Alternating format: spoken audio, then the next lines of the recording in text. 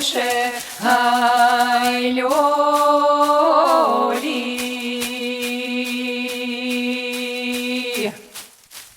Suer, ça fait du bien.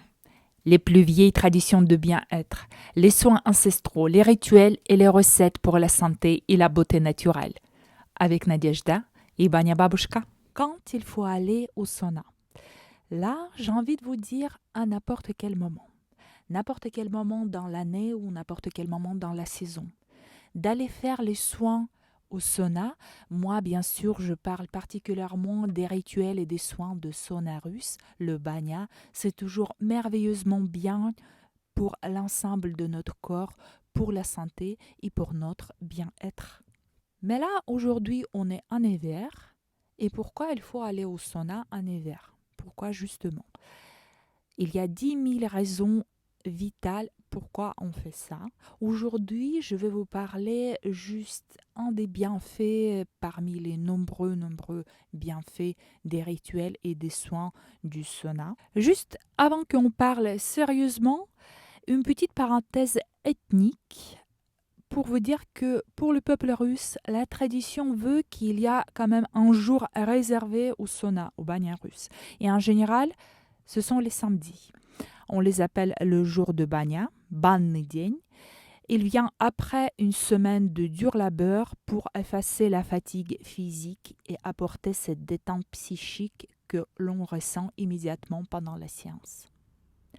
Mais cette utilisation hygiénique et régulière n'en exclut pas le recours lors de maladies hivernales telles que les rhumes, rhinopharyngite, grippe, bronchite ou rhumatisme.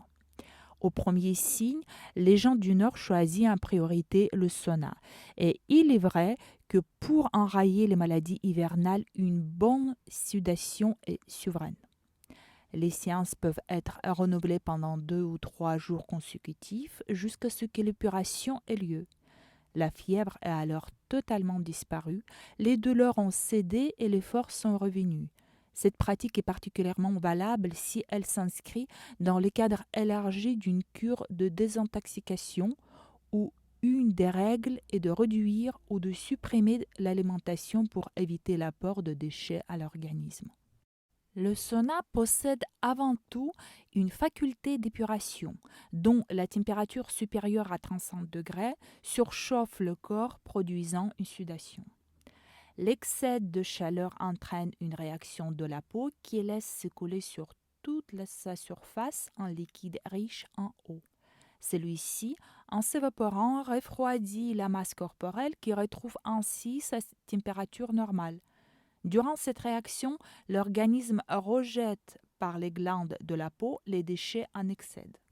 Le repos et la détente indispensables permettent aux énergies d'être disponibles pour la réalisation de l'auto-guérison, par exemple. Et au final, lorsque le corps retrouve sa pureté physiologique, une véritable régénérescence naturelle obtenue par des méthodes très simples, dont la seule action a été de favoriser le nettoyage organique. Voilà mes amis, pratiquez les soins de sauna et bien sûr de sauna russe, le banya durant tout l'hiver.